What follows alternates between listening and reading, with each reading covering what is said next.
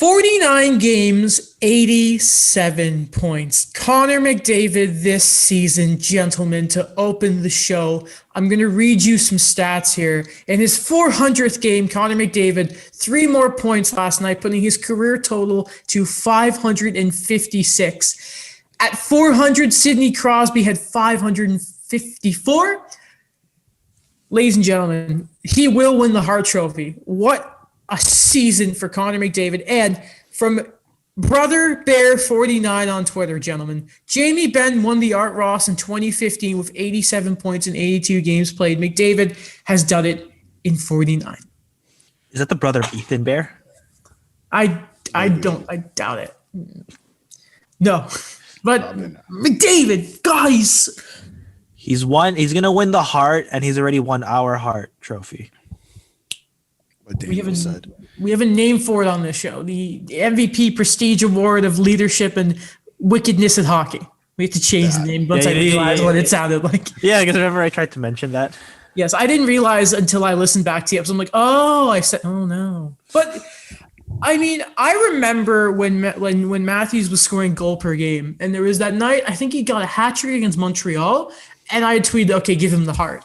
And then McDavid had played like at the 10 p.m. slot, and he had just ruined it might have been Calgary, it was somebody. Probably. He is, if there was any doubt in anyone's mind about how good this guy is, he is the best player in the world. It's incredible to watch. He saw your tweet and he took it personally. Exactly. That's probably what happened. I saw him talk about Nathan McKinnon last year, and I took that personally. It is incredible how good he has looked. How stable the Oilers are this year. Yeah. Stable. Well, yeah. I don't want to. I mean, I'm not giving him enough credit yet. I might have to compliment the Edmonton Oilers. They've been okay. They've been good. Well, it helps when all around McDavid this season, Darnell Nurse has really taken that step. We all know how good the Nuge is. It'll be interesting to see what his contract looks like. And at the same time, you know what? Even with Cleveland being out, Tyson Barrie has done exactly what they needed him to do. And again, it helps when you are putting up points per game numbers similar to Mario Lemieux. Right. Yeah. Like that helps. I went to go I went to go look at like history points highest point total in history, and like he's so far, like we think it's so good, but he's so like far off. But like imagine what Connor McDavid could do in the 90s, in the 80s. Like he is so far, like he's just so far ahead, it feels like. What's weird too is he's lost how many points in his rookie year after he lost his collarbone. He missed, was that 11 games or whatever last year, and normally 11 games you're like whatever, but for McDavid that could be 20 points. Yeah, he's so good. He was still a point per game in his rookie year before he got injured. He had 48 points in 45 games. That was when he was playing with like Yakupov too. Yeah, he was, even last year, like he was 3 points away from 100 before they shut the season down. Oh my God. And that was with 64 games played. And he's going to hit 100, right? Like we can I think so, yeah. The over under here, we're going to say, I believe. I'd be surprised if he doesn't hit 100. Like what does their schedule look like? I will get it up right now. Who's the players, like he never hit 100, but he always got like 99 points? Goudreau, yeah. I think McDavid. I don't think McKinnon has ever hit it. You do not want to see the way I just tried to spell Edmonton Oilers schedule on Google. So they only play 2 more teams for the rest of the year, and one of them's Montreal. So it's Vancouver and Montreal. Oh, Vancouver. Yeah, they have 5 games against Vancouver and 2 games against Montreal. That's zesty, man. Like I think he'll hit 100. You know what? Before their most recent set of games, the Habs had been shutting Connor down, and then he just exploded because you can't keep that guy off the scoreboard. And when he starts going against a Canucks team that is just getting more and more tired and beat down right now, it's going to be a bloodbath, especially like Tyler Myers is just going to be like, you look at what he's done to the Sens defense. I mean, imagine the fatigue that's going to be on the guys like Edler and Myers coming up soon. It's not going to be pretty, especially even like the depth, like the older depth guys they have there. He's got to hit 100. He has to do it. He has to do it. Do we want to move on here from McDavid, because we do have a lot of Canadian content to talk about? Surprise, surprise, lads. Now, normally we wait till the end of the show to cover the Habs and the Leafs. No longer, people. They are the main events. And we're going to do the opposite here, because who likes staying up till 1 o'clock to watch a UFC main event? No, we all want to get to it. We're not like a certain fight but for that a YouTuber had where they extended it like I'm not on one. No. Anyway. I thought we're not going to mention that. We're not mentioning him by name. Okay. At all. So many musical performances. Yeah. Is it Chuck Liddell? No, can you imagine Chuck Liddell and that kind of... No. The Iceman.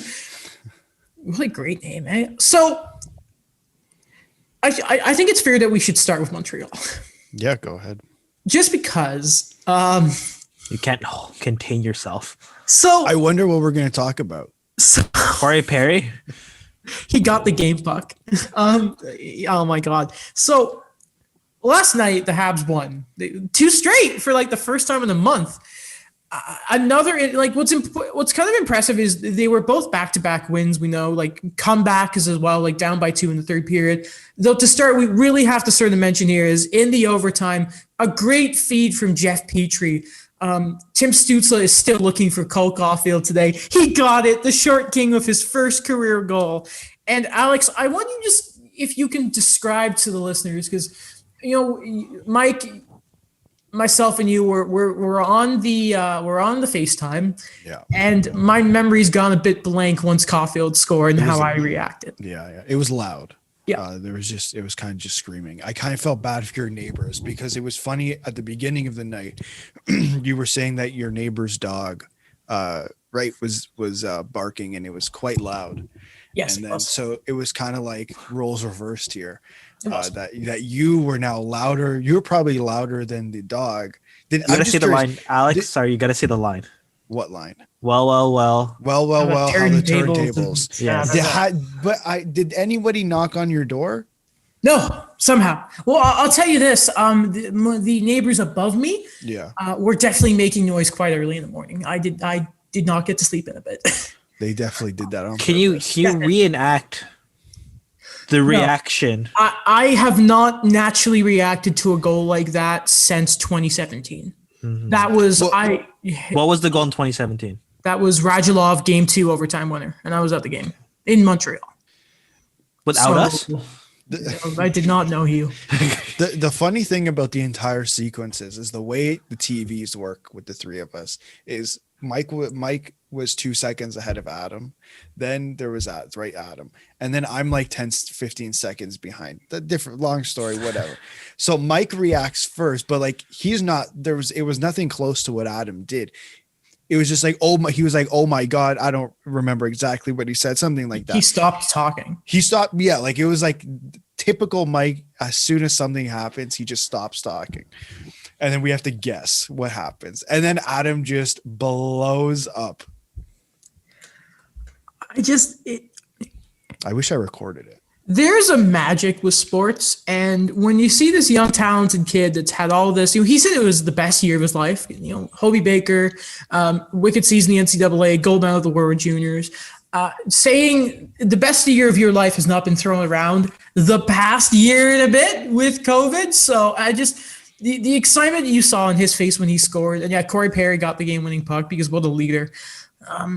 It was just really special to see, honestly. And what's kind of cool, guys, and it's the impressive thing that Montreal have done with these past games is they've done it without Shea Weber, they've done it without Carey Price, Tatar, Byron, and Brendan Gallagher. It's been the young guys stepping up, which is something we've really wanted from the Habs all season. Is the young guys have to really take a big burden here, and they've done it the past 2 games. Yeah, it's it's kind of interesting to see that it's the young guys kind of stepping up. It's good to see, because I think now is probably the best time for them to be ramping things up. Yes. Like there's 5 or 6 games. I don't know how many games are left with Montreal, but probably around 5 or 6 games left in Montreal's season. And that momentum will continue into the playoffs, which would be exactly what the coaching staff and management should want. Yeah, I think so too. That it's what happened in that Calgary series. They really had to have some self-reflection there and realize that, this is down to the wire now. And to get those 2 wins in a row to separate themselves from the Flames, who lost in regulation last night. Yeah. That was big. And it is 6 games, Alex. The Jets also have 6 games left. And magically, because of how poor the Jets have been playing, we'll talk about them a little later, the Habs are 2 points behind them. Now, we all want the Habs to stay in 4th place so we can get that Leafs series. Though maybe for the good of the podcast, you'd hope that maybe Montreal beat the Jets and we don't have to go through that as friends. Though it's kind of been very strange, though, with Montreal at the same time, because Dominic Ducharme loves to put his lines into a blender, eh? It's just nothing's been consistent. And you'd hope, though, he stays with the current third line of what's been Jake Evans or Turner Lehkonen and Cole Caulfield, because it's, that term energy line, guys that give you a kick up the butt. That's really what they've been giving. And how many times on this podcast have I not shut up about Lehkonen and Evans? Right. It's something, man. It's something. It's odd. It's odd that he keeps switching the lines because, like, no offense to Montreal, but I don't know if they're in the current situation where switching up the lines consistently is the best thing for the team. And I think we'll get to Toronto in a bit. Yeah. But I think they, in recent games, have tried giving guys rest days and allowing them to change the lines, but I think they're in a different situation. You don't know what place you're finishing in, right? I mean, Calgary's kind of at this point, they're out of the question, it feels like, but you could fit into that 3rd place spot, and you could either be playing against Edmonton or Toronto at this point. I don't know who they match up against better, but I do think that it is important to win games, right? And make sure that the chemistry is there. And especially with these young guys who, we look at Suzuki and Kotkaniemi, for example, who have been in the league for, this would be Suzuki's 2nd year, Kotkaniemi's 3rd. Mm-hmm. That chemistry with the guys they're playing with should be important, especially moving into the playoffs. Mm-hmm. And, there's a difference there. And like, we can say like injuries, but at the same time, it's been a theme since Ducharme took over.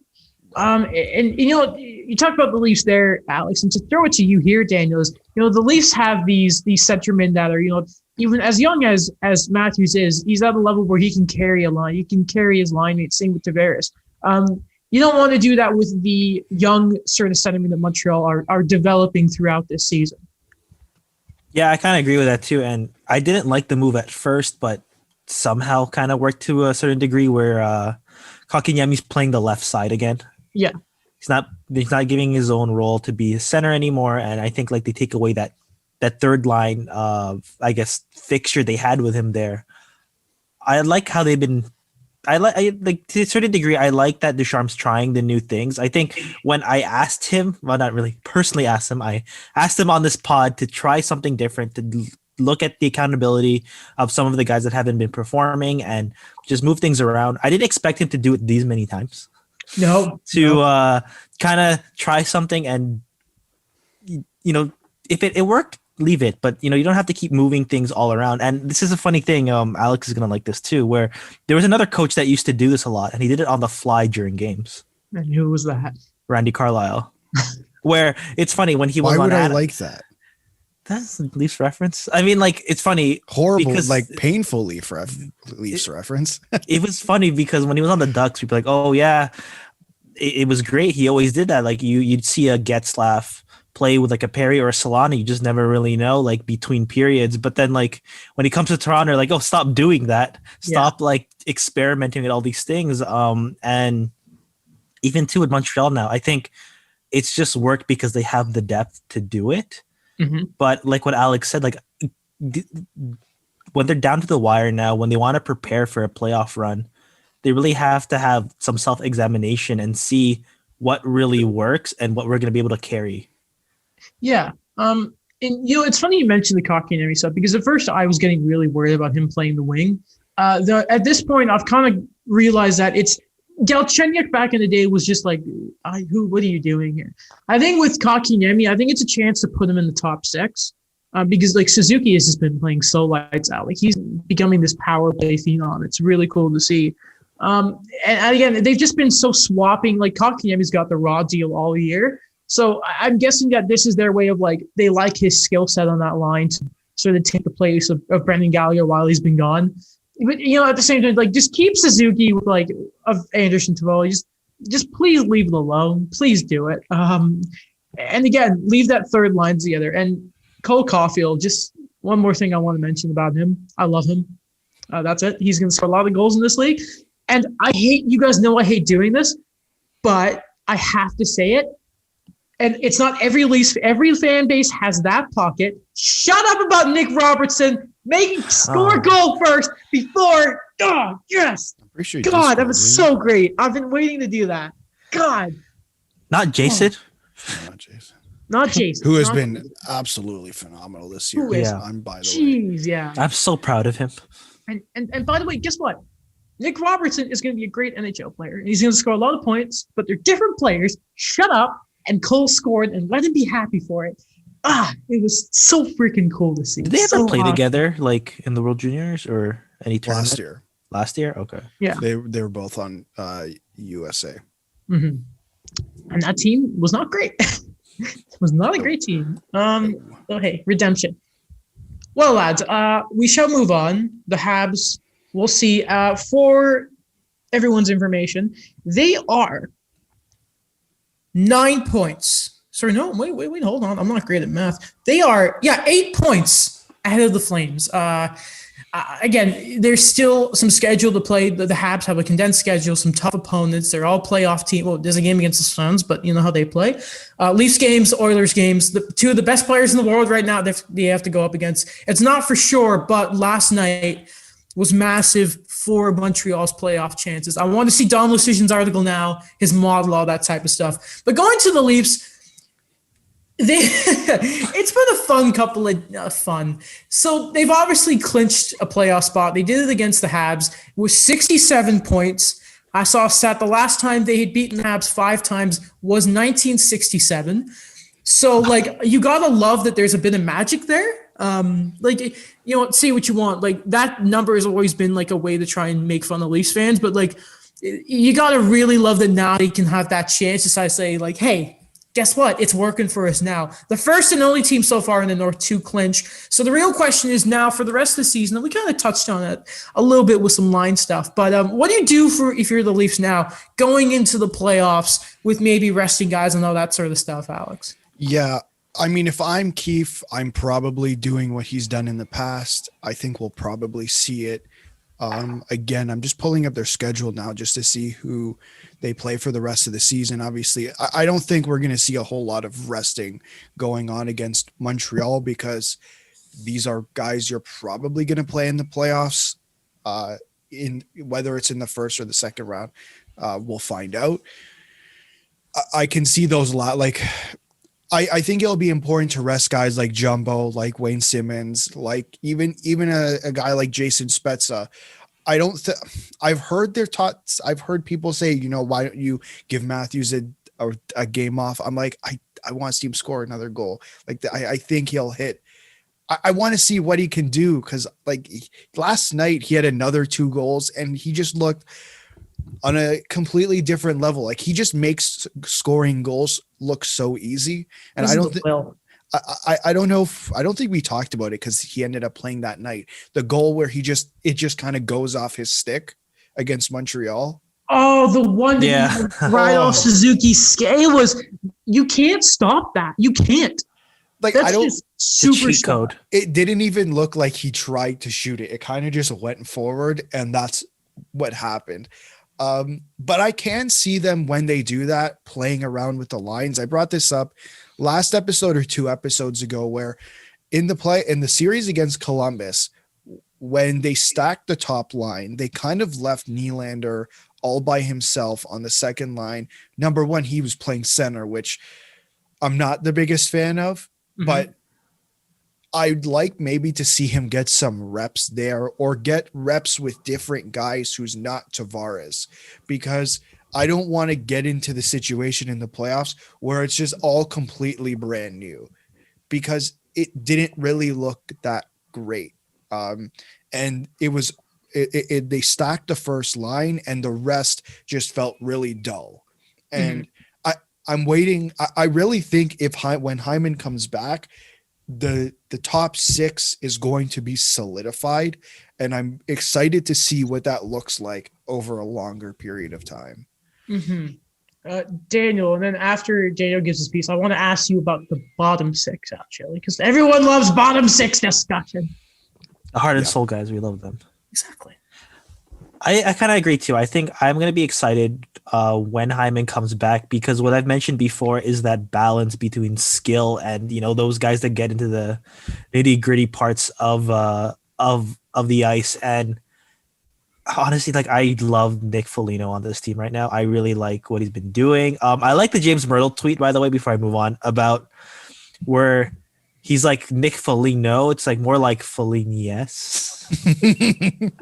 But anyways, yeah, I know that's a horrible pun. But again, I really like how he's been able to kind of fit into there. That when we think about someone like Zach Hyman, he's someone that really fit into his role so well, but the Leafs just had one of him in a sense, where they had a guy that could kind of do it all and really balance out these guys that you're expected to be your scorers. And when I see him come back for this playoff run, I think it's going to be great. I think that as much as Galchenyuk's really redeemed himself, I like that he's going to probably be pegged down into the bottom 6. Or even if you want to stack that third line again and make it as consistent as it was before with Kerfoot and Hyman. But again, if you're going to try to change something or do something different for the playoffs, have some semblance of it now, I guess, to see if it's going to work or not. Because again, what Alex said with stacking that first line, I thought it was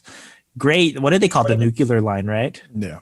Yeah. But I don't know. I wasn't really too much of a fan of it. I liked that there were those 3 lines that they had before they were kind of rolling out. But as of right now, I want to see them kind of maybe change something. I don't believe in load management either, unless you're a Joe Thornton or a Jason Spezza or a Wayne Simmonds maybe. But, maybe try to move things around. I don't know, give Adam Brooks or Pierre Engvall some more minutes. Okay. I don't know if Pierre Engvall's touching the ice again. Yeah, no? I was going to ask that, because I'm pretty sure set that Engvall is listen, injuries, maybe he comes in, but Adam Brooks, great name. He's been playing well. I think great. That, I think, because Kerfoot was always the option, third line. So for center, I mean. Yeah. I think it's pretty safe to say that Brooks has sort of taken that. And, naturally, it's not going to happen every single game, but I don't think you would hate that in a pinch, Spezza or Thornton would fill in that forward. And I mean a pinch. You don't want 41-year-old Joe Thornton playing, game 7, fourth line 7. But, in that situation, if you have to. Now, looking at it then, so are we comfortable with saying, forget about Hyman for a second here, unless this is the guy you want on this line. Is it safe to say you keep Mitch, Matthews, and Foligno together, or would you prefer Hyman up there? I think I think they'll put Hyman back with Matthews and Marner, and then put Foligno on the Tavares and Nylander line. Okay. I do think, unfortunately, the odd man out here is probably Alex Galchenyuk. Yeah. Which he had this weird slump where he just did not look great. Oh, wow. Which isn't a surprise. I don't I am not surprised by that at all. For whatever reason, he worked really well next to Tavares and Nylander, but when you put him in the bottom 6, a lot of that magic disappears. Yeah, it's really weird with that's. I'm getting flashbacks right now. I really am. Of him trying to play center? No. Oh man, who goes first, him or Nylander? No, you know what?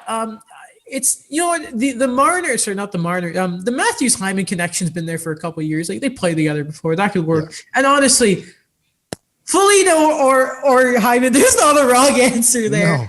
And obviously, you're not taking out Mikheyev because of just the chant. He's kind of like, he reminds me of Arturi Lehkonen, that would you like him to bury a few more opportunities? Yes, but when he is on the ice, you know he's going to create the offense.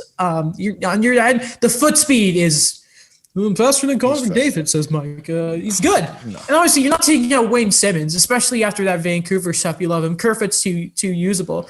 And again, like Gauch is... it's so weird because defensively he's not responsible enough to play a bottom six role. It's plagued him his entire career.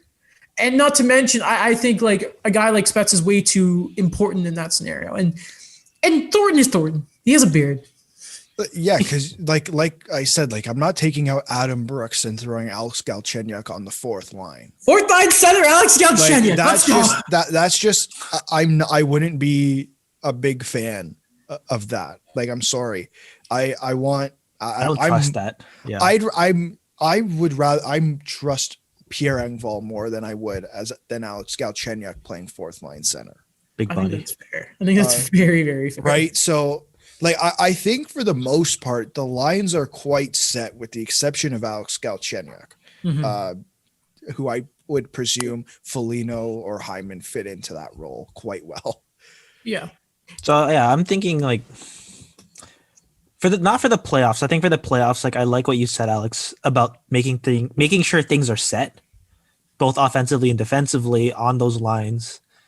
But I think just for the stretch of things, like I've always loved Adam Brooks. I think I've mentioned this. I don't know how many times. Like that guy has the perfect story for me. Like he was passed over in 2 drafts, over ager, and he really is the second best pick in the 2016 draft after, like, for the Leafs after Austin Matthews.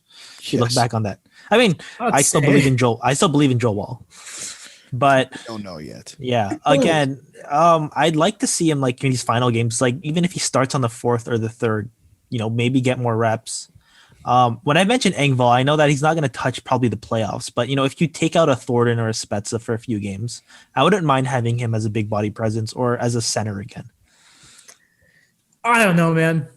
I've been pretty vocal about I don't trust centering Pierre Engvall. No, I don't believe in it. I don't. Again, your strength is down the middle. Like it doesn't matter how good or bad you are. You need to be strong down the middle. No. And I would not trust him in the most important games in the season, in the most important position, especially if you are going against. If it is, if you. Like, let me put it to you like this. Do you trust Pierre Engvall if he gets caught out on a shift against Connor McDavid? No. Exactly. I wouldn't trust him against the big Jets guys. That's the question there, right? It's not against the Jets. I trust him against the Jets. Man, no. Maybe not right now in 6 games in this draft, but like it's still the Jets. It's still like Kyle Connor is still feasting away in this division. And by the way, the defense is probably safe as it is, and then maybe Bogosian comes in. Dermott. That's what I was gonna say. I do think Bogosian's playing in the playoffs. I think that it's like I know he's a bottom pairing guy, but the way Tampa used him last year in the playoffs, like they kind of threw him everywhere. Like he was even playing with Hedman at one point. Like it's not like he was playing small minutes. He was playing, I think in the last game, he played 17 minutes. Not bad. Right? So. Who also played that game? Luke Shen, I know. Yeah. I know. Listen. Look at their left side. Yeah. Well, it's unfair sometimes when you think of that Tampa team because they had 3 of the top 5 picks of the 2008 draft. Oh, stop it. Kucherov is just kind of there. Can't wait till he's back in a few weeks, too. That's going to be great. Just before, quickly, one guy I forgot to put in. I don't think Adam Brooks does play start the playoffs, I do think it'll be Riley Nash if he's available. Oh yeah, I forgot about it. Just my guess. I don't think they picked him up for nothing, right? Yeah. I know it was a 7th round pick, but like excellent on faceoffs, gritty guy. What did Elliot Friedman say? It's the same thing like we've said before. It's like they just liked what they saw with him in the Boston and Columbus series that they just had to get him himself. Exactly. Oh man, I can't believe we good memory there, Alex. I completely forgot he was the thing. All right, we have some runway here. So I wanted to ask you guys this. I've had this on a note on my phone for a while, but like I keep forgetting to ask you this. Should we know an insider's salary? Like, Oh, what do you mean? desperately want to know what Elliot Friedman makes. And Like- Bob, like if for somebody whose career is making sure we know all the details about someone's contract, public interest. I random think they're question heavily with that. paid. Yeah. Is it based on experience or like how inside you are as an insider? I think it's probably a combination of both. Like I think of a sphere, and as you get into the center of being in the inside as an insider, does that determine how much you get paid? That's just natural. Is the longer you're in the business and the more connection you would get, the more information you therefore have, and therefore the more valuable you are. Like, what about Kyle Bukauskas? Like, how much? Well, I don't think he's an insider, is he? He's just But like, he's an insider in the making, I think. He's kind of just there. Like what is he doing? He does the pregame stuff. yeah. Like he used to do Sportsnet Central, did he not? Yeah. A little bit. Like here and there, I remember when they were. I'm sure he hears whispers, like an Eric Engels hears whispers about the Habs, or any beat guy might. And he's been around like the Ottawa scene for the past couple of years, but some of them might be careless whispers, though. like they pay for that information. It's a premium. I would obviously I doubt they want everyone to know, but I just think it would be an interesting sort of thing to know. I mean, I'll say it this way. I don't know. Maybe because of the experience of like Bob McKenzie, like when you see his Twitter now, it's just he's having the time of his life. Yeah. But at the same time, he comes to work whenever he wants to. But at the same time, when the big things happen, he still has all the information. Yeah. Because you think about it, it's like, listen, we give players so much crap based on their salary. Yeah, but yeah. Okay, go. I just maybe, nowadays we should be like, well, you know what, Elliot, you make $250,000. Where's my trades? I don't think ever. He's done enough already. I don't think anyone's complaining about Elliot Friedman. But they've done enough already to inspire a generation of sports journalists. I want to know, damn it. Well, he liked your shoes. Just ask him next time. He did like my shoes. Yeah. He did like my shoes. And he asked for my name. He did. You remembered Alex. How can you not forget about Alex? Friend of the show.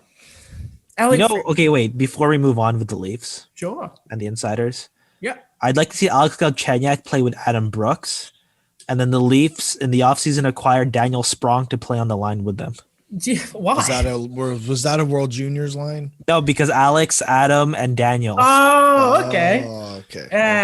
The double AD line, the DAD line. Yes, or Daniel Sedin comes out of retirement to sign for $700K with the Leafs. I don't think that's gonna happen. Yeah, I don't think that'll happen. Couldn't play anyway because it's past the deadline.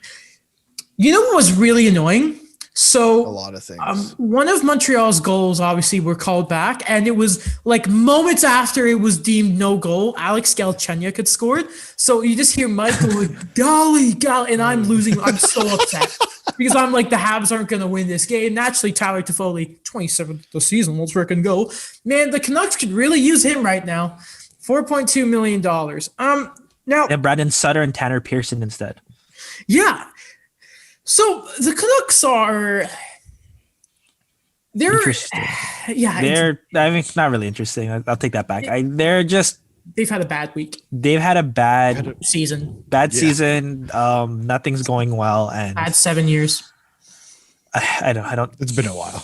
Bad decade since the riot. I don't know. It's just kind of like it's just weird to me. I don't know. It's upsetting to me, and I know why it upsets me. Well, we know why it upsets me. we can talk about, because there's a level here, like there's Tramkin staying in Russia, whatever. There is the Gaudette stuff, which is pretty bad if you look at it. There's the Alex Edler stuff, which we can have a laugh about that because it's fans and media just losing their mind. Though there is one thing we do have to mention that is quite serious, and that is right now,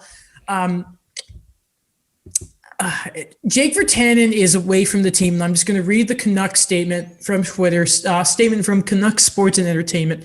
Quote, "We have become aware of the concerning allegations made about Jake Virtanen. An organization does not accept sexual misconduct of any kind, and the claims as reported are being treated very seriously to us. We've engaged in external expertise to assist in an independent investigation, and we have placed the player on leave as we await more information."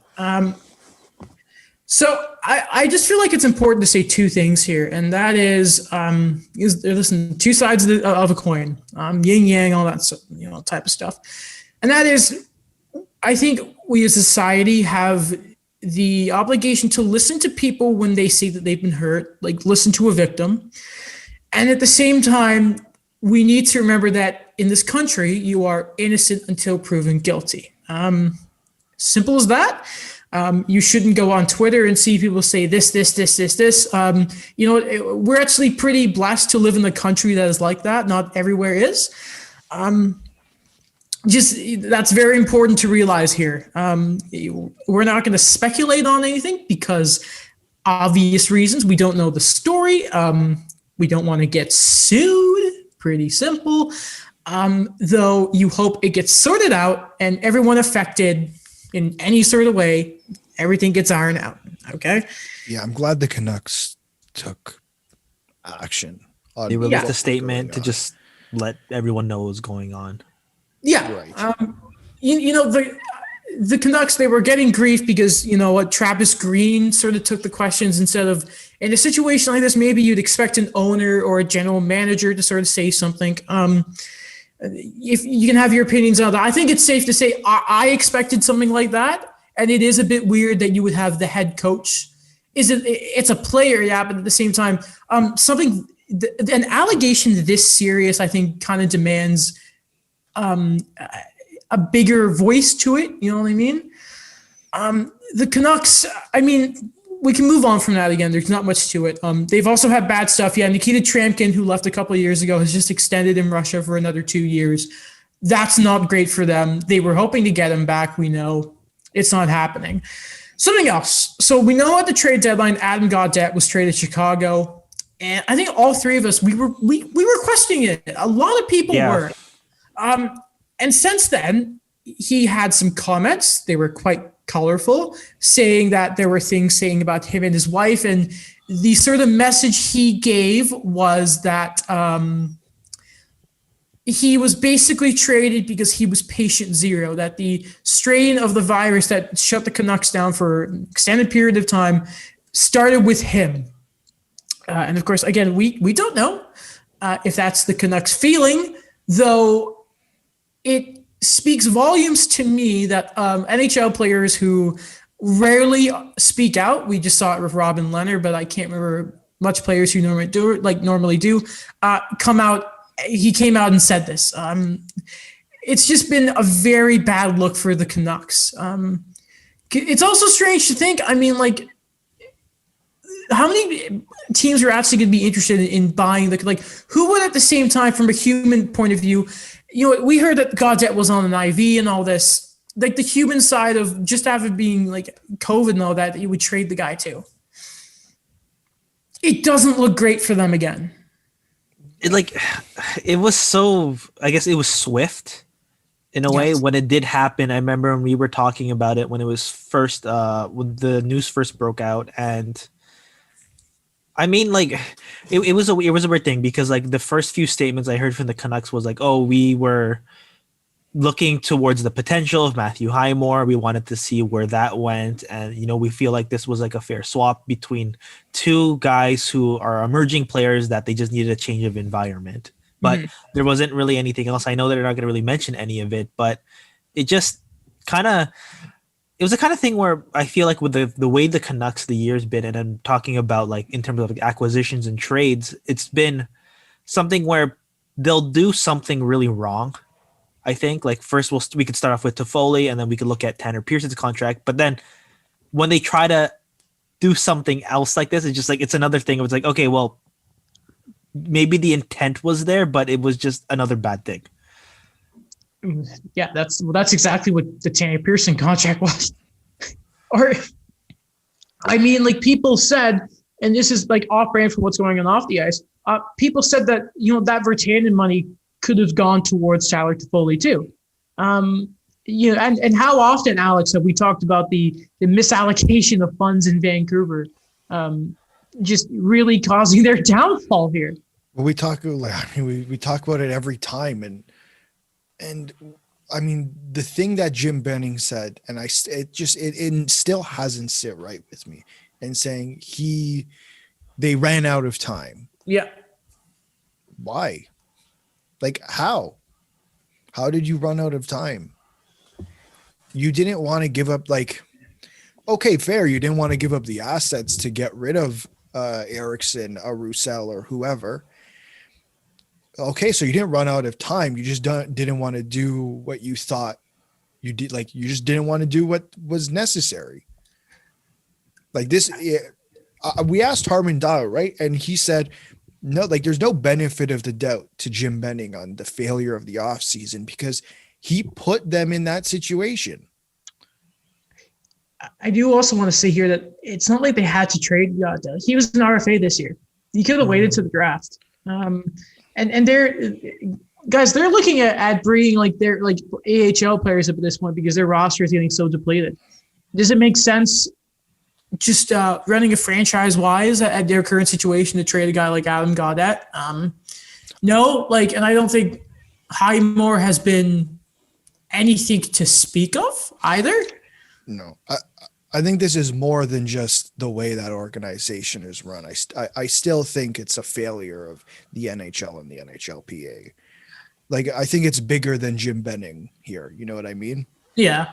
That, like, because even I think Horvat said it, not the game they play against the Leafs, like they're still exhausted. Like they're clear, like they're not in game shape.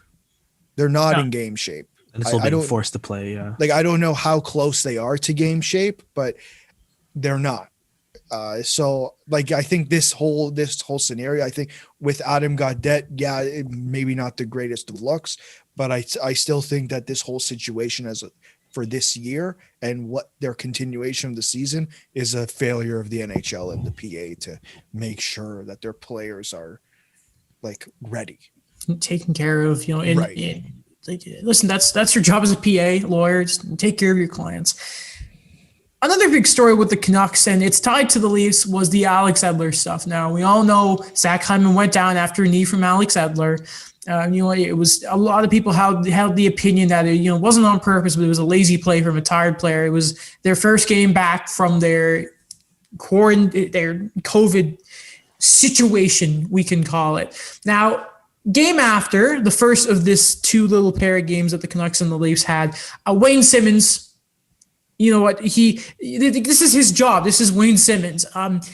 It was a teammate seeing what happened to Zach Hyman. And, we criticized the Leafs at the time that no one stood up for Hyman. And normally when we criticize a player, what happens? They come back and prove us wrong. Wayne Simmonds, Alex Edler, his first career fight, answers the bell. Simmonds kicked his ass, but he didn't just completely wail on a helpless man here. He very clearly held back. This wasn't just a complete beatdown. The players involved, the coaches, both teams had it completely fine. I'm pretty sure Bo Horvat even said, Alex Edler, he handled himself well. Edler didn't complain. And for some reason, I think this all started with Ian McIntyre from Sportsnet after the game saying, no respect for Edler and all this. This turned into this giant explosion of the code of players fighting and just this bunch of crap. You know who has no respect for Alex Edler? Who? His entire team. His entire team.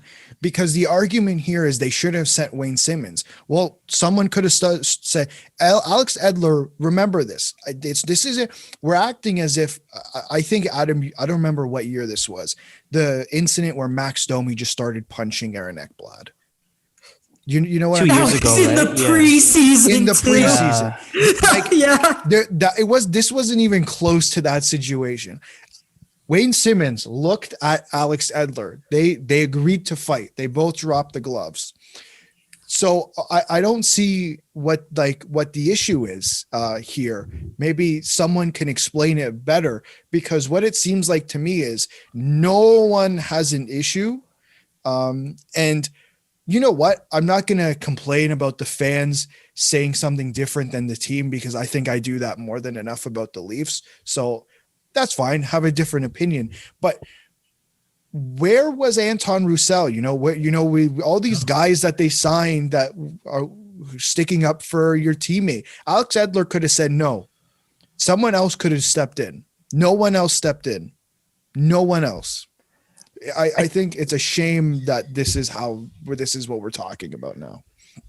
There's been a lot of other players I've seen before that they've had to defend themselves as well, where, they're not necessarily the fighter. I remember even if I look towards Sidney Crosby, where he's had to fight for himself as well, where these things kind of happen, where there is that sense of accountability or that whole code thing when it comes to these two teams. But again, what you said, where was the rest of the Canucks team, where there's these guys that they have to come up and they have to defend these skilled guys or these non-traditional fighting guys. But I think it's been blown out of proportion. I think that it's been way too many excuses on the whole thing about, we're supposed to get away from this part of the game, or this is something where this is Leafs are a dirty team again.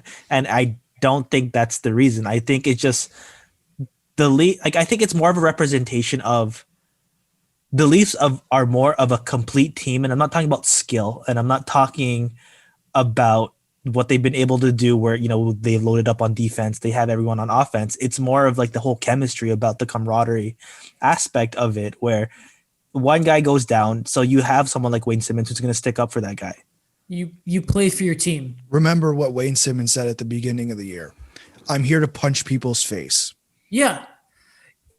I do think it had to be Edler. And the reason I say that is because, the stuff with Tkachuk and Cassian was not, and could you say because Tkachuk is a physical player? You could. Mm-hmm. That stuff, it was not really squashed until Tkachuk finally fought Cassian. You remember Zach Ronaldo was yeah, it's me. I'm going for this guy. No, it wasn't. I do think there's an element of it needs to be that player. And again, and at the core issue, we've mentioned it. It's that was squashing the beef. It was done after that. This is not a normal story. This is completely blown out of proportion. There is and not to mention, it's then you have Canucks fans saying, okay, now we got to take out the goalie. No, take out Liljegren. Take out Liljegren. So important to the team, It's weird to think, because again, hockey's the only sport where you can fight. Now, what's weird is this fight is actually the cleanest thing that could have happened, because then it stopped everything and they were good after that. That's how hockey works. You've just missed the complete point. It's gone completely over your head. This isn't the dirty, massive hit, and now we're going to go after this guy all game. It's not it at all. This go is after someone else. Go after someone else. I dare you. I saw honestly a Twitter account saying in 2011, when it was a Canucks fan, in 2011, I wasn't thinking about the Leafs. Well, clearly they're in your head now. Focus on your team and how difficult it is for you right now. And the constant mistakes that you have. That's so late. Sorry, that's so weird. I don't know, to say something in 2011. It's I bet you were when you didn't win the cup. That was 10 years ago. It's been a decade. Yeah, come on. It's just so, it's you think Detroit Red Wings fans are yeah, oh wait. No. I don't know. I think another thing too. You know why? Because Pittsburgh's won 2 cups. Yeah. In a row. Well, one thing I think about too is just, it's the same flip of the coin, where when the Leafs face the Bruins and then they face the Blue Jackets, when they take out the Kadri equation with things, it's oh yeah, no one's accountable for anybody. The Leafs, they're just a skilled team. And then suddenly when everything's balanced out now, it's no, they're dirty. Yeah. A few things. They're the 1970s Philadelphia Flyers. A few things. You know things are bad when a Canadiens fan and a Maple Leafs fan are agreeing on something. I can't stand that fan base. And do you notice how quickly the narrative of Zach Hyman has changed in Vancouver? Because do you notice how in the beginning of the season, and you know how important everyone said Zach Hyman was, and how everyone was laughing how the Leafs were going to lose him, and then he gets injured, and it's like, well, you know, he shouldn't be. You know, you don't have to stand up for Zach Hyman. You know, he's not a superstar. Again, he's an important part of this team. Everyone else has recognized it, including the people in this city. I don't care. How about instead of worrying about Zach Hyman, who's not playing, how about you focus on the guy scoring 40 goals in this short season right now? Maybe try and stop him down and giving him easy goals. Maybe that would help. That's just me, though. I enjoy being bottom 5 in the league again. Like, I get the code. Like, you know, want to have a discussion about the code? Let's have a discussion about the code, because you're right. Like, maybe we don't need to have it, but we don't need to have this part of the code. But it is 2021. This thing still exists in hockey. Do not come to this discussion and say, oh, you know, the code this, the code that. We all know what the code is. Someone on your team then should have stood up for Alex Edler if you have such an issue with it. But no one there does. No one. So maybe you should start complaining about how no one stood up for Alex Edler. Right. Sorry. Yeah. The Canucks. I think that's a good place to end the Canucks discussion. And a bit. And their season. No, I'm kidding. I feel bad. Yeah. Well, I feel bad saying that. I take that back. That's not my personality on the show. It's not. You're too nice. That's true. That's a good Ryan Miller will retire at the end of the year. He won what would be his last home game last night. Massive for Anaheim. The winningest American goalie in history. 390 wins, the 2001 Hobie Baker winner, the 2010 Vezina Trophy winner, the Olympic MVP in 2010. Congratulations on a fantastic career to Ryan Miller. Daniel, I think he is not only a goalie for your Mighty Ducks boys, but also he's one of your favorite goalies of all time. So take it away. Yeah, I don't know. It's something about Ryan Miller, because I think when I've mentioned all of my favorite goalies growing up, they've always been Canadian. Yes. And it was just something with Ryan Miller. I just love the way he played. I like that there was a bit of that underdog beginning with him. I know he won the Hobie Baker, but being a 5th round pick and not really being the guy until Marty Biron gets traded to Philly. And I know, long time. And if I'm going to pick like 2 things, I know like I like that he stayed a Duck for quite a while and he accepted that backup position with John Gibson, which ironically, Gibson looked up to him growing up, which was pretty cool. I think the 2 things I kind of take back, I look back on, of my favorite memories with him is first the 2007 Eastern Conference Finals, where they went against the Sens, and that was one of the best series I saw. I remember I went on a field trip with my elementary school, and we were actually in Ottawa at the time of that series, and I have a Ryan Miller shirt, and I wore that. I remember in Ottawa at the time, and that was funny. That was a crazy series, because I think that was really Buffalo's chance, because that was before they were really bad, and it was also before like they had guys like Daniel Briere or Chris Drury leave for bigger money with Philly and New York, respectively. So that was great, and I like that Miller. Like, I think that was the year he really solidified himself as an elite guy. And I think my last one is 2010. Well, everyone remembers with 2010 with Ryan Miller when he won MVP. And I think we think about the gold medal game, but I'm going to talk about first the game he had against Canada the first time, where that was probably like my most frustrating game ever, because Marty Brodeur didn't do too well. Canada lost 5-3, but the thing is they put up 47 shots or so on Ryan Miller that game.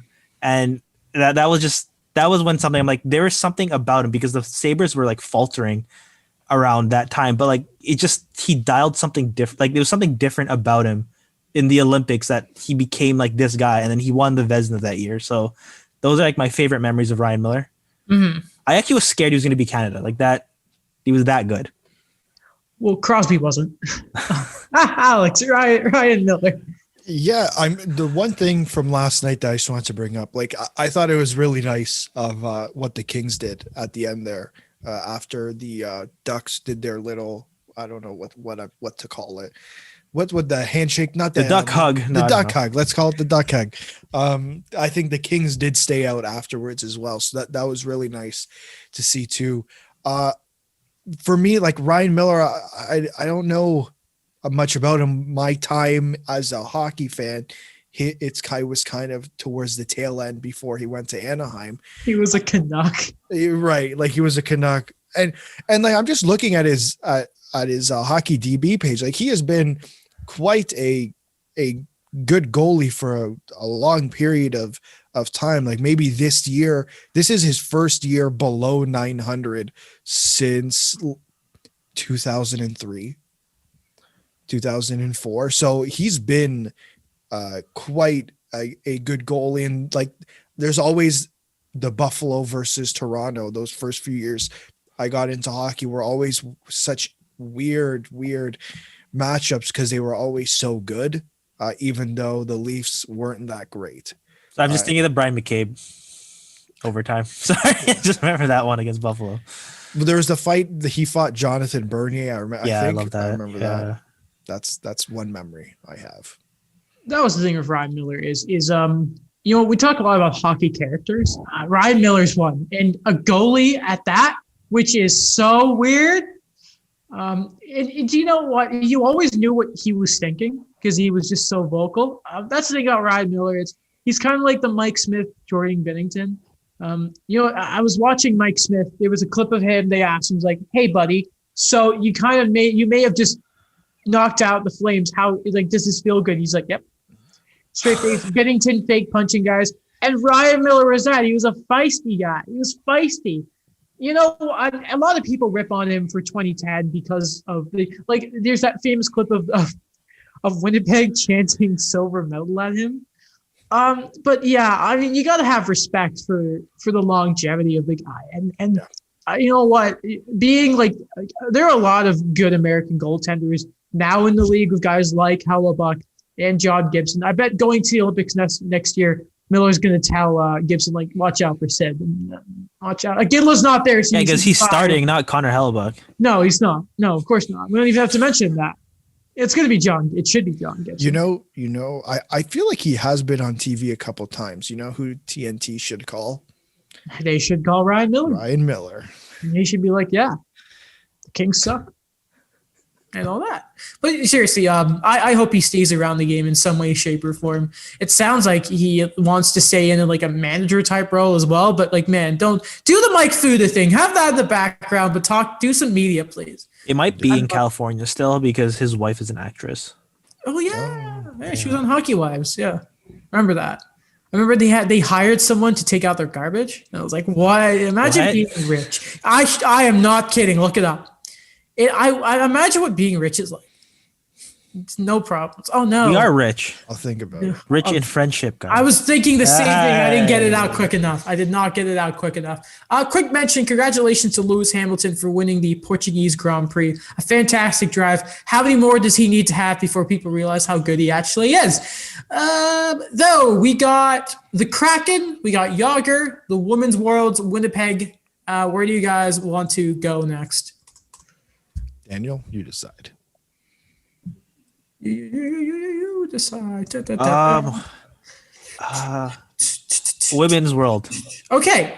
So the Women's Worlds, IIHF. Renee Fassel was on last night on Hockey Night. Very much blamed Nova Scotia for what happened with the Women's tournament. Surprise. Love to see it. I don't know. Have a backup plan maybe. The guy's very straight to the point with a lot of his statements. He's boring to listen to. I think he's retiring soon too, isn't he? There's an opening for us. I'd love to run the IIHF.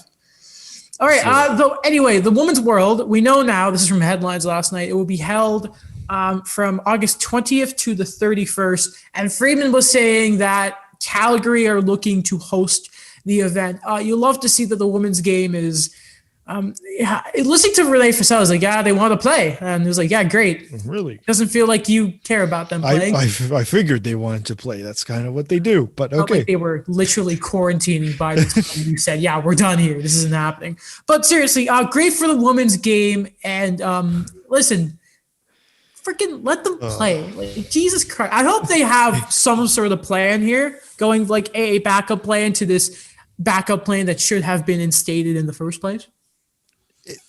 Like, do you know the way the double IHF has handled it makes the NHL kind of look good on the way they handled the bubble. Like, yeah, I guess I don't know. It's just I just think about this thing where, like, if it was not for the media backlash, for all these people voicing their concerns of how unfair this is, like, would they have made these types of statements? Because really, they look like they were pretty content. Like, these are the tournaments we are going to show. Oh, this one didn't work out. We're going to move forward. Do you want me to guess at what the answer to that question would be? Probably not. Yeah. So, I don't know. It's If Sarah Nurse and that were not working for Sportsnet right now, that probably helped. It just, at the same time, too, it's just the way I kind of felt about this was, it's like knowing how to read the room, where the way women's hockey's been, the way it's been promoted this year, this is something that I think would have been in their best interest to keep going with, instead of really just kind of having that passe kind of approach to this, where it just, like we hit a snag. This is not going to be perfect.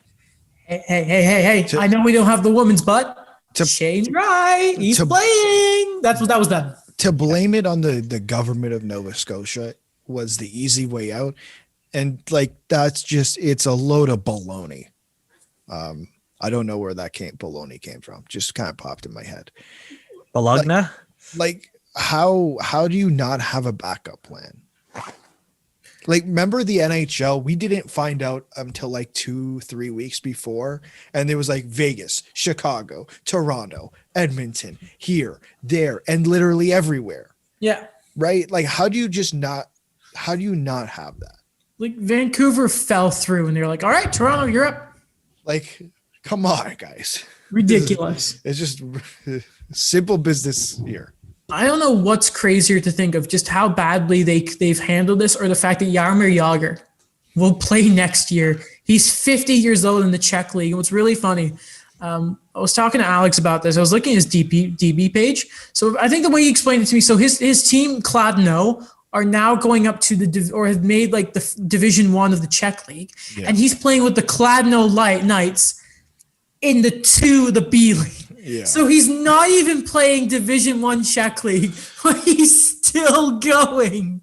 So I think next year he's going to be in the first division again. So he's going back. Yeah, I think he's a real journeyman, guys. He's making it back to the big leagues. Oh my God. This is incredible. I think he also owns part of this team. He owns part of the team. Yeah. So he can do whatever he wants. He's like, I'm not retiring. No, I mean, listen, like, it's not like he's horrible. Like, he put up 12 points in 19 games. Like, I don't know if that's good or bad for that team or for Crosby that need league. A winger.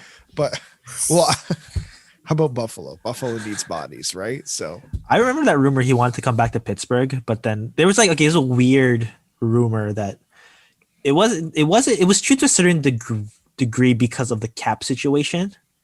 But apparently he wanted to come back. When he first came back to the NHL, he wanted to go to Pittsburgh. And then people were like, oh, Crosby, Jagr on the same line. And then apparently Ray Shero gave the money to Tyler Kennedy to re-sign him. So he just had to go to the Flyers out of spite. Oh, that's so rude.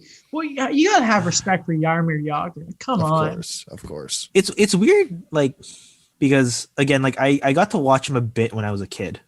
And I remember, like, he was a mouthy guy. He was someone that what we'd say, like, hold on, like yeah. Prime Jagr. Prime Jagr, yeah. Okay, good, because I was about to say, like, I remember playing him. Yeah. And he was like one of those guys where it just, those superstars that know they're a superstar. Kind of swagger like that. And I remember when he went to Europe because like he didn't get the deal he wanted, I thought it was like the last of Jaromir Jagr. And then when he came back, it was weird. It was like he was like beloved, like in a weird way, like, you know, mentor figure to all the young guys, and like he was just a bit more calm. And I'm like, oh, this is weird. Like how this changed. Imagine and then played for another year, like 10 years. Imagine if he passed Gordie Howe's record. Oh my God, we would have discussion on discussion about how bad it is. It just it's crazy to me because like he left the Rangers in his prime. Listen, the man knew what he wanted or knows what he wants. He's never gonna stop playing. Never. He's gonna come back somehow. In some way, shape, or form, he's coming back. Watch. It's gonna happen. He'll come back to the NHL. I don't know, man. Doing his 200 squats per day. Jaromir Jagr, a real hero. He is something else. Mm-hmm. I remember when he was captain of the Penguins. That was weird. Why did that? Because Lemieux retired, and then But was this the first time? The first time, and then what happened was Lemieux came back midway through the season, but they already gave Jagr the captaincy. And then afterwards, because you know how Pittsburgh was in such a weird financial situation, like they almost relocated. Yes. Yeah. They gave back the captaincy to Lemieux because they realized they can't afford both of them anymore. And then they traded Jagr. That's because apparently like it was a silent. This is just all things I've read before through various like journalism outlets where there was just like a weird silent rift that he was taking, like the C was taken away from Jagr, even though he was there the whole time. Was it Kovalev who got pissy because when Koivu came back, they gave him the C, even though he was Saku Koivu, and he had just beaten cancer? And it's like, oh, I'm upset now. Like, little loser. Like that's scummy though. You shouldn't have done that to Jagr. You know what's a good example? What? When Chris Pronger was captain of the Ducks for like half a year. And then Scott Niedermayer's like, I'm not retiring. And he's like, all right, here's the C back. Remember, was it Carolina like 2 years ago that shared the C or something like that? Oh, that's dumb. That's so dumb. It was like it was a rotation of like Jeff Skinner, Justin Falk, and then like I think that was it. I think it was like split now, and then they're both gone. Oh, the Wild used to do that actually. Like Richard Park, Marian Gaborik, and I think like Nick Schultz all had like the C for like one time at a month. The Minnesota Wild was the guys who have their fans retired number because the Wild. So guys, you know what, the Wild, it took them a while, but they're fun to watch. They're relevant. Not always like that for expansion teams until Vegas came along, and now Seattle is coming. They're officially joined the NHL, as Daniel put in the Google Doc. I love this. Seattle officially released the Kraken. Yes. They made their final expansion payment a few days ago. And Alex has the question on the doc. I'm going to steal it right here.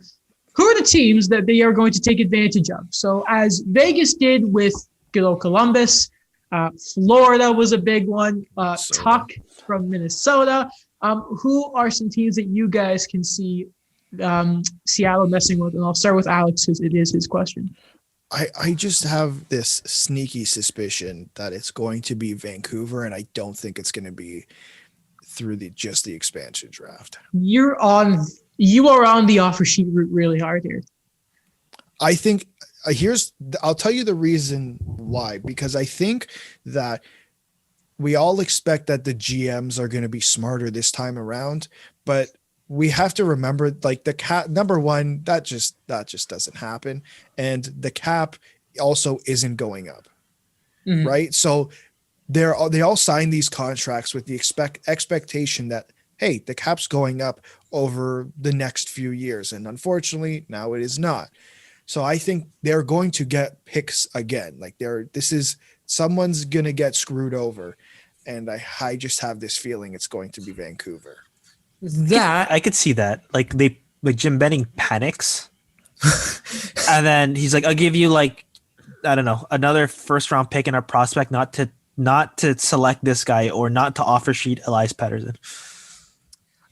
That, or another thing that Alex mentioned last night on the viewing party was with their pick, like they're in a position they get a Luke Hughes, and it's just that adds to that rivalry already. That'd be pretty sick. Daniel, what teams are you looking at?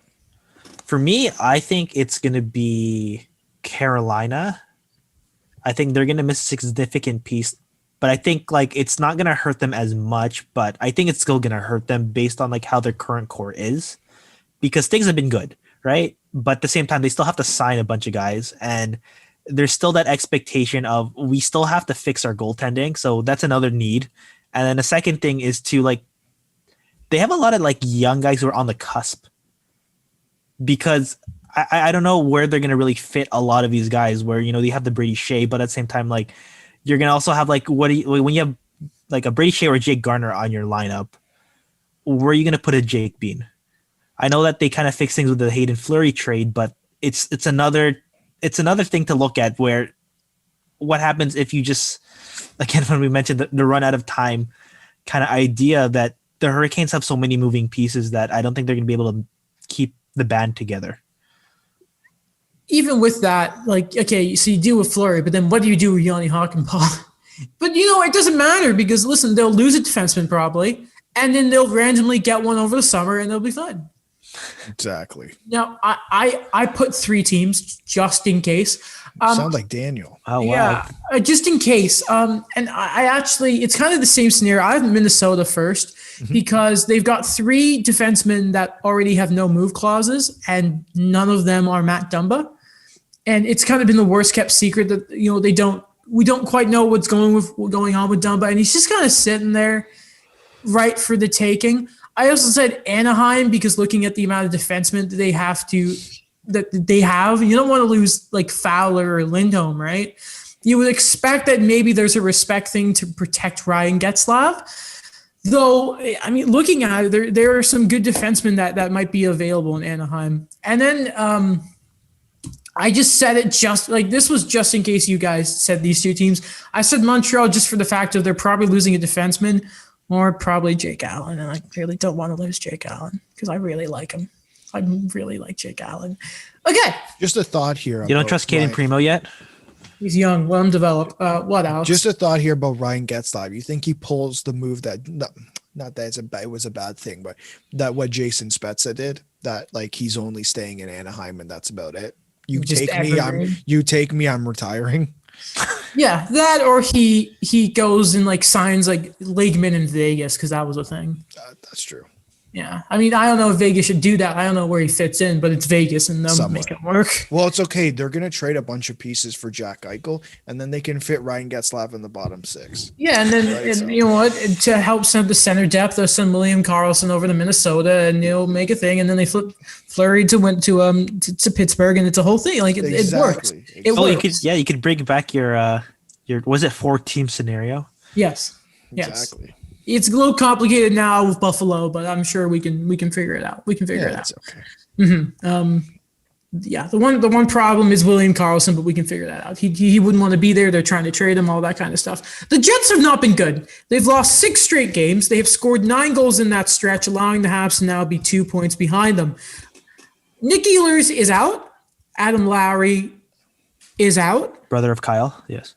I mean, to add, these both happened against the Leafs because they are dirty boys, of course, and very dirty boys.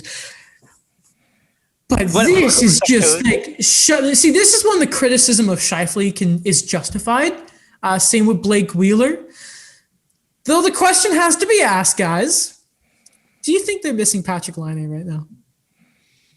I mean, I think Dubois, like again, what I've said before, he fits in that lineup a lot more than what a Laine could do. Also, I think just he's a bit more well-liked based on what he gives to the team. Wheeler's not 100%. I don't believe it. But definitely not. Again, it's another story I have with this core where they have the skill, they have the pieces there. It's just there's something about it where when one person goes down, it's like an immediate thing where it's like, oh, suddenly they're not playing the way they were before. Like they're not flying. Well, I mean, if you want a guy who can skate the puck, that's Nick Ehlers, right? And a big part of like their shutdown game for a team that's maybe not great defensively is Adam Lowry. And you know what? They let Montreal get in. Like the Jets are a team that we know they can't defend that well.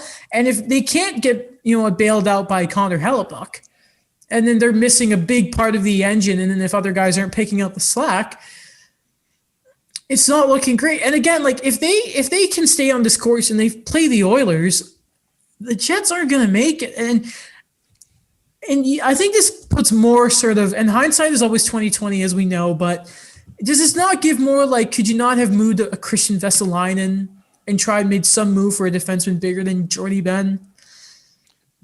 Yeah, it felt like everyone, and I think Sheffield Dayoff said it in the presser after the trade deadline. No, everyone they wanted, like I think they were in on both Alexiak and Ekholm, and they just didn't get moved, which was unfortunate. I wonder if I'm just looking, like you brought it up, they've scored 9 goals in their last 6 games, and like they've been outscored like heavy. You think there's just, is it defensemen, or is it the lack of scoring in the last few games that has really hampered them? You could argue it's a bit of both. I mean, if you're allowing a lot of goals, like the thing with the Jets is like it's the firepower that they rely so heavily on, and it's like it's getting ahead. But then if you can't hold that lead, and again, here's the big thing with the Jets is, and I hate, sorry to repeat myself here, it's if you don't have the strength down the middle, you're kind of boned. And I wonder if Hellebuck, I'm going to get up his individual numbers over the past few games, but then you also wonder, have they played Hellebuck too much, and is he going to be tired too? Yeah, I was going to say that too, because the big concern I have now is in this shortened season, he's played a lot. Would you like to know his stats from the 22nd onwards, Daniel? Sorry. Yeah. Oh, yeah, go ahead. So on the 22nd, that was the game against the Leafs. 3 goals, 6 shots, gets pulled, right? Then the other game against the Leafs, 3 goals against again, a 9-17. Against the Oilers, gets pulled. Oh, my God. A 7-39. But then against the Oilers again, a 9-23. Okay, he had a good game there. But then against the Habs, it's an 8-8-2. So there's been a bit of inconsistency there. That could be a thing of it. And I guess like the games he is showing up, they're not scoring a ton. They don't trust their backup. So that seems worrying. I like, it feels like the obvious thing, but that is worrying for a team of Winnipeg's standing, that when Connor Hellebuck isn't on his game, you can't win. Like I'll use the Leafs as an example because the last 4 years have been like that. When Frederik Andersen isn't on his game, you guys have trouble. Like, there's shocking similarities there, yeah. There's a lot of similarities, and I just pulled up their on Daily Faceoff. They're going with the 1-2-3 of Scheifele, Stastny, Pierre-Luc Dubois. Like I don't know if it's down the middle that's necessarily the like. Oh boy, yeah. Like you know what I mean. They're doing the thing that I expected them to do when they traded for Pierre-Luc Dubois. And it seems to, and it's only a 6-game stretch, but it seems to be not working at the moment. And when this is the worst possible time for this to be happening, by the way. Oh, yeah. We're 5 games away from the playoffs. If they lose 3rd place and then they go up against the Leafs in the first round on this crap stretch, and then let's say the Leafs get the reinforcement of Nash, Hyman, and a healthy Freddie Anderson, it ain't looking good for the Jets. No. It is not. You don't want to look what happened to Tampa Bay in their 62-win season when they 62 wins, but they kind of stumbled into the playoffs and got humiliated. And that was against the Blue Jackets. Yeah. And then this is the most complete Leafs team. It's really, when you look at the Jets, great top 6, great goaltender. And before this season, the similarities, it's honestly, you think of it, Morgan Riley in this scenario is basically, why can't I think of his name? Josh Morrissey. It's basically Josh Morrissey. And it's like the Jets are currently like the Leafs of the last few years. And you're like, well, that's a problem. It doesn't look great for them. So to close out the show here, I thought we would have another look at the playoff picture right now as we go. The North, the Leafs are good. The Oilers are probably locking up 2nd place. We've got this battle with the Jets and the Montreal right now. The Flames are not looking great. They're out of, I don't want to say they're out of it because anything can change, anything can happen. But Losing to the Oilers in regulation was pretty bad. The West, Minnesota had a really good win last night. They're only 2 points behind Colorado, which is pretty funny. The Blues are 3 points ahead of the Coyotes with 3 games in hand. We're pretty good there. The East Division, the Islanders, Caps, Penguins all clinched. The Bruins are 8 points ahead of the Rangers with 2 games in hand. And guys, to finish off, this is what I need to ask you guys. Lightning, Panthers, Hurricanes, we all know. Last night, Eric Howla gets the 1-0 overtime game-winning goal. The Predators beat the Stars. The Stars have a game in hand, but now the Preds are ahead by 3 points. The Preds have 4 games left. The Stars have 5. I'm going to give it to Nashville. The Stars have been bad. I know that it was a close game last night, but they've lost, 3 in a row? Anton Khudobin has done what he needs to do, but again, this is this is not a skeleton of the team from last year, but they are missing a huge chunk of their core. So I don't see them making the playoffs this year, or I don't know. This has been a bit of a, I don't know, when I think about Dallas, for what's happened to them this year, this is a bit of a reassessment year where I just don't think that their momentum to try to repeat last year's success just wasn't there. It was already cut off for them so early on. Do you know where I think it all went wrong for Dallas? Where? They lost the glue that was keeping everything together. Their playoff MVP. Come on. The moment they lost Corey Perry, it all went down the drain. It isn't Sagan being out. It's not Bishop being dead. It's not any of that. It's Corey Perry. Oh, I'm surprised you didn't say Radulov. Oh, yeah, and he's gone. Okay, let's be honest. It's because they've been hurt to hell, and their start of the season was completely messed up by COVID. But at the same time, I've never been the biggest believer in Dallas. I've always looked at them, and I'm like, what are you? I think there's a lot of similarities to the Flames, except Dallas have gotten actual goaltending. I don't believe in Sagan as much as other people do. Jamie Benn's kind of been a shell of himself since he won the Art Ross. And we talked about the fact that Connor McDavid has outscored his Art Ross season in a shortened season. Right. I don't believe in them. Never have. I'm not worried about Dallas going forward next year. I was listening to the PDO cast, and I think he had Filipovich had Sean Shapiro on, and he was saying Rupe Hintz, who is I believe over a point per game, has pretty much been a day-to-day guy the entire year. So I'm kind of scared to see what he looks like if he's when he actually becomes healthy. But I'm going to stick with what I said last episode in Nashville and saying, I think their goaltending has been heating up a little bit in Nashville. Plus, I said last episode, there's a little bit of a kick in the ass for these guys because they were almost dismantled. Yes. Heading into the trade deadline. And David Poile, for whatever reason, said, I'm not going to dismantle you. Prove me wrong or prove me right. So it'll be interesting to see. I don't know how much damage they actually do in the playoffs, but I think they're the team that finishes 4th. I think it's one of those scenarios where it's the post-championship Red Wings after 2008. And 2009, when they went to the finals, just getting there. Yeah, for them. I had Nashville making it in before the season, so I want to be right. So I remember Daniel did not have Dallas making it, and I think Alex and I were completely shocked. I don't think we actually could believe you there. It was incredible. But hey, you've been right about St. Louis, and you're right about Minnesota. So close. He was St. Louis is barely inching into the playoffs. And he was so close about that one. Good job, Daniel. I had a feeling. A feeling when you were down at the YMCA. Come on, everybody, now YMCA. That's it. Do the thunderclap. Are we OKC fans now? Swedish? No, I was thinking of Swedish fans. Iceland. They're from Sweden. No, Sorry, it was Iceland who started. Who was doing so that I at the didn't. World Okay, Cup. so With the flash stats? I was at a World Cup of hockey game against the States in the round robin game, and there were just randomly Swedish fans there because of course, and they started it. Wait, you were there?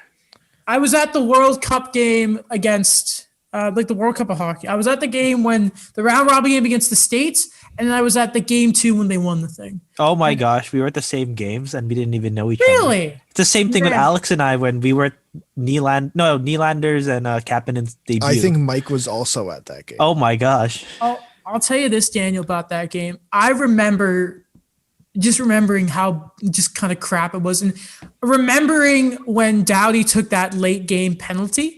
And it was like, you damn idiot. And then Taves just took everyone on him and Marchand buried it and they won. That was great. And I still remember did you mean the American game or the game against where they won the thing against Team Europe? Which game were you at? Oh, I was at the round robin one.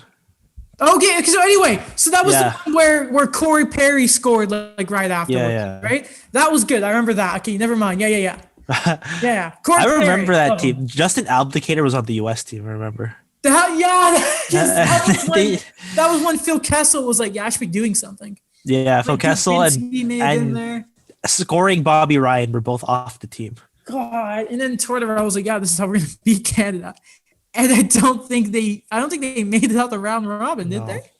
God, that was a bad team. That was not great. And that was North America and was like Druin and Matthews and McDavid and Ryan Murray, Goudreau, and geez, that was a weird year. Yeah. Anyway, I think that's it. Thank you, The Voice Ad, as always, for being a great platform for the show. Check out Check out the show's YouTube channel, the TikTok. We're on like all the social media except LinkedIn because why would we? Get a fancy picture of the three of us in the suit, looking great.